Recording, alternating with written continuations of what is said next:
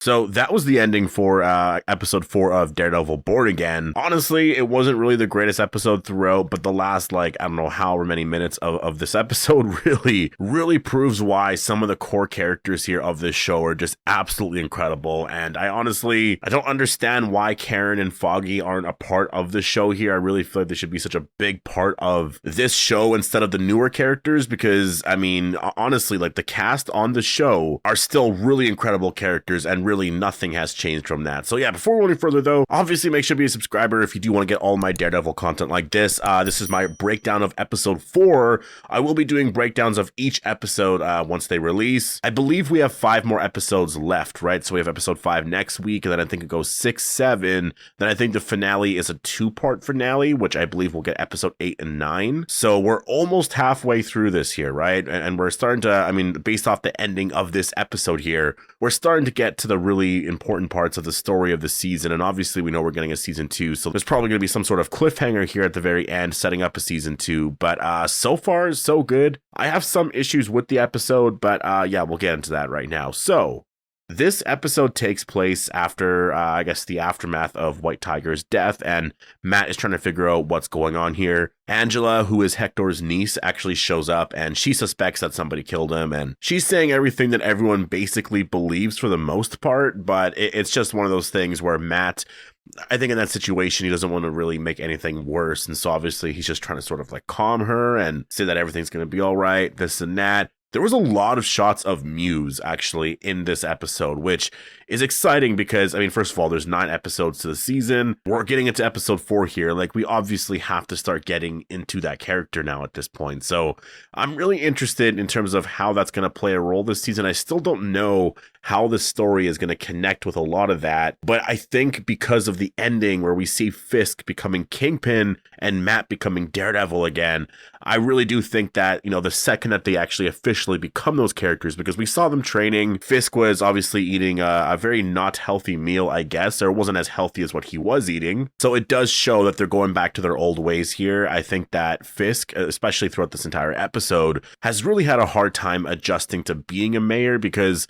things aren't just going to be as simple as he wants, I guess, right? And this episode was really focused on character development, I found. Fisk and Vanessa's therapy session, was, I guess, good for the characters. There wasn't a lot happening. We see Matt run into the cop at one point, and he notices that he's lying about whatever he was saying because of his heart beating really fast, right? We see Fisk doing a lot of mayor stuff in general. He almost fires those 2 characters. Really, a lot of this episode I wasn't that interested in, but I understood why it needed to be there. It was just sort of setting up the characters, setting up the story, and it definitely got a lot better towards the ending of the episode, and I think, to me, proves why there's a lot of aspects missing to Daredevil, and the big one is Frank Castle. Now, I know that the Punisher obviously wasn't in Daredevil a lot. He was in season 2, and then obviously we got the Punisher TV show, but I think the overall feeling I'm getting from watching this is that characters like Foggy and Karen are really crucial to the story here. And I don't understand why Karen's not a part of the story here. We saw that she was living in San Francisco now, but she could still be a part of the story right now. She doesn't have to be gone, right? So that part there, I do find it's frustrating because there's all these newer characters and the characters are fine, but we have established characters already. There's an established world out there. It feels like we're building on stuff that we've already built on before. So that's kind of my issue while I'm watching it. It's just with the newer characters, I like all the characters. Honestly, all the characters are awesome, but it's just there's other characters like Foggy and Karen that could literally be a part of the story right now and, make the story a lot better here. But in terms of returning characters, let's actually get into that. Jon Bernthal is actually back here as the Punisher, or I guess Frank Castle, right? And so Matt does return to, where White Tiger died in last week's episode, and glass or something fell down. I don't remember exactly what fell down, but it rolled down the sidewalk all the way into a sewer. He notices all of that, obviously, and so he follows that, and then that's where he finds a bullet, and that bullet right away, because it has the Punisher logo on it, right away he was like, okay, Frank Castle is involved with this, right? So he goes and sees him, and oh man, this was probably one of the best things to see really in the show so far. You could really tell that I'm a big Jon Bernthal fan, right? So Jon Bernthal, I will say, in terms of his acting, and everything. Like, he hasn't lost it at all. He's just incredible. I do think that, like, honestly, that Punisher TV show or that Punisher special or whatever that is supposed to come out, I think next year, is going to be so good. But like, Punisher should really be in the show a lot more. I know that they were saying that we're going to be disappointed in like how much he is in the show. I'm hoping that it wasn't just this episode. I think that we could see other connections in the future, but if it was just this episode, I mean, like, honestly, it's going to really, I feel like, hurt the Daredevil show overall, because he really did add so much to this episode, because he really understands who Matt is. And like, he starts like ripping into him, saying like, oh, this and that. And you're really just like trying to do this because you don't want to admit this. And then he brings up Foggy, and then Matt just keeps referring to him as like him, or he was a really amazing person. And then, you know, Frank Castle's just like, say his name. Like, he was like, just say his name, like, just say it. And Matt obviously is refusing to do so. And so that's what I mean, is like, he's really, you know, getting to who Matt is as a person. And like, even Matt understands that too. And I think honestly, visiting the Punisher is why sort of that ending scene does happen. Like, he actually even says at one point, like, Foggy was a really incredible person and we're not like that, you know? And then the Punisher starts to get into stuff, you know, with his own family, and like, man, like, the emotion I felt just watching that, like, I felt the loss from the Punisher, and I know what he's lost. I've seen it so many times, but him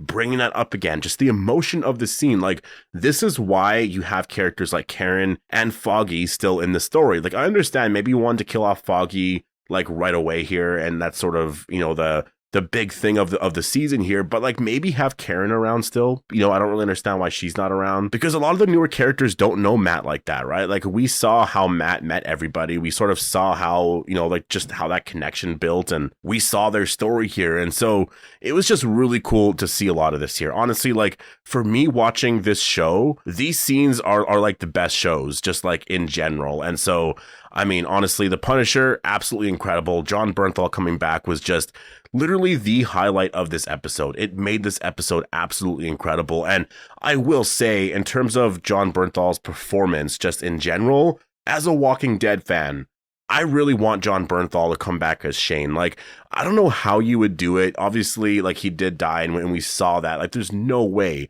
at all to bring him back. I know that. But like, doing a new series, like a what if series or whatever on Shane, and like, maybe it's set way into the future, or like, I don't even know. It doesn't have to be the same thing where you have all the same characters there and you're going to Alexandria. Literally, you could just have Shane. It's a what if scenario, but maybe like, you know, at the farm, Rick dies instead of Shane. No one wants to be around Shane anymore, so Shane ends up leaving, going somewhere else. Maybe that's how you can bring Carl back, and then literally you start a story there with Shane and Carl, and it's a totally different world set 10 years into the future or something like that. People would watch that. That's what's funny about it, is people would watch that, because Jon Bernthal is absolutely incredible in almost anything he does. And so him being back as the Punisher here, like, honestly, I really hope that this isn't it for the season, because I know people were saying that we might expect some disappointment here with how much he's in the show, but I don't know. I just loved it. But it all builds to the very ending of the episode, in which we see that the Kingpin isn't eating healthy anymore, and then Matt starts training. And so really incredible episode, I would say, overall. Also, the Muse ending, that was absolutely insane. Like, wait, what? So now they're starting to raise those questions, or they want us to start to question a lot of that. Like, who is this? Overall, I will just say, in terms of how I enjoyed the episode, like, I did enjoy the episode because of the last however many minutes of the episode, but honestly, throughout it, it was just a lot of, you know, I guess Matt doing, I guess, very simple things. And I think they wanted to show that, because going forward, we're probably not going to see a lot more of that, because, you know, he was dealing with stuff where, I don't know, just things that he would deal with, you know, in his life in general. And so that was basically most of the episode. And I think by the end of it, we're starting to see that, both the Kingpin and Daredevil are starting to become those characters now. And I think going forward here, there's going to be a lot of really amazing scenes. And honestly, I really cannot wait for episode 5 now, because things are starting to pick up, and I'm curious as to where the story is going to go. But you know, I enjoyed the episode, but obviously Punisher's return and a lot of the ending scenes were pretty much, I think, the most exciting part to it. Everything else, it was just character development, which is, you know, sometimes can be boring, but, you know, I do enjoy it. It's not the most exciting thing, but, you know, it's there to advance the story overall. So anyways, I'm gonna leave it here. Definitely post all your thoughts down below. Hope you all enjoyed the video, and I'll see you in the next one.